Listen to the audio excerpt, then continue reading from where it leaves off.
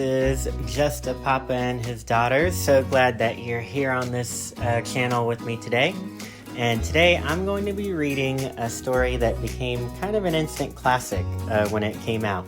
There's been a movie on it and just really popular book this time of year. So today I'm finally going to be reading Room on the Broom by Julia Donaldson. The witch had a cat and a hat that was black, and long ginger hair in a braid down her back. How the cat purred and how the witch grinned as they sat on their broomstick and flew through the wind. But how the witch wailed and how the cat spat when the wind blew so wildly it blew off the hat.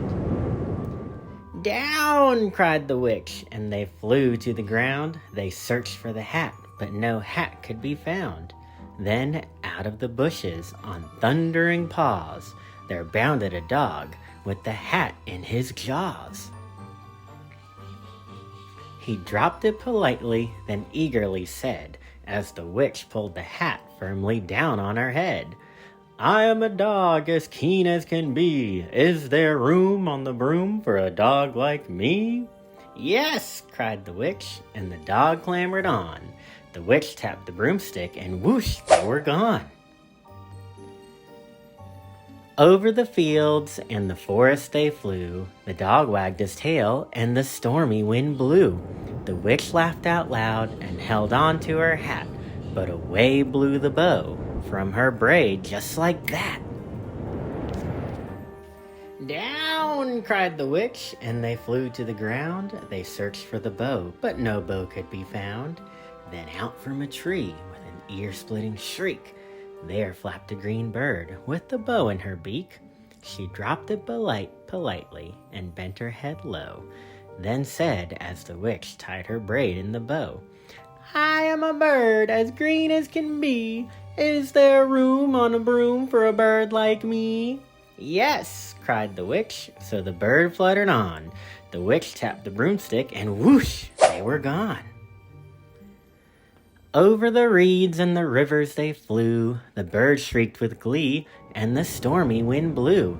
They shot through the sky to the back of beyond. The witch clutched her bow, but let go of her wand. "Down!" cried the witch, and they flew to the ground. They searched for the wand, but no wand could be found. Then all of a sudden, from out of a pond, leapt a dripping wet frog with a dripping wet wand.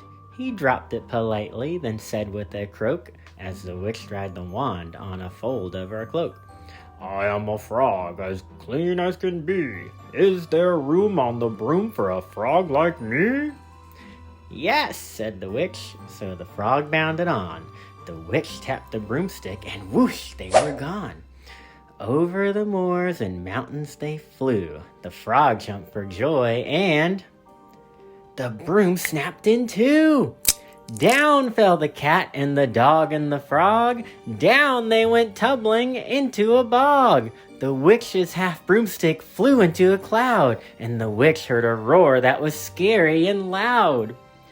"I am a dragon as mean as can be, and witch with french fries taste delicious to me." "No!" cried the witch, flying higher and higher.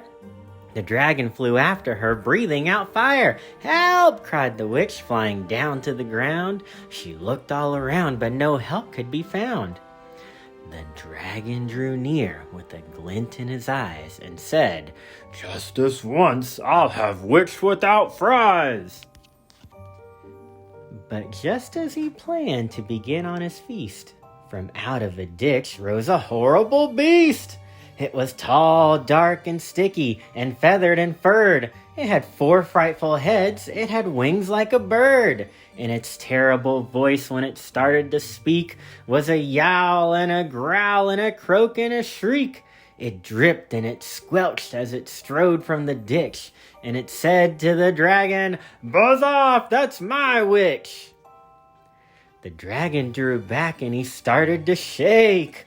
"I'm sorry," he spluttered. "I made a mistake. It's nice to have met you, but now I must fly."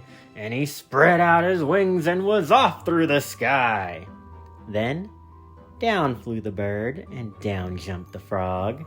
Down climbed the cat, and phew, said the dog.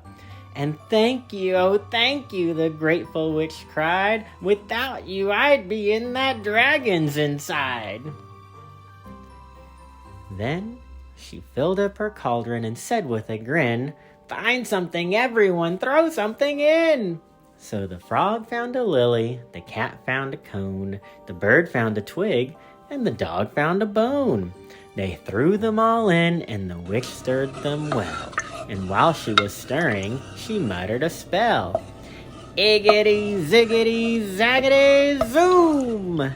And then out rose a truly magnificent broom, with seats for the witch and the cat and the dog, a nest for the bird, and a pool for the frog.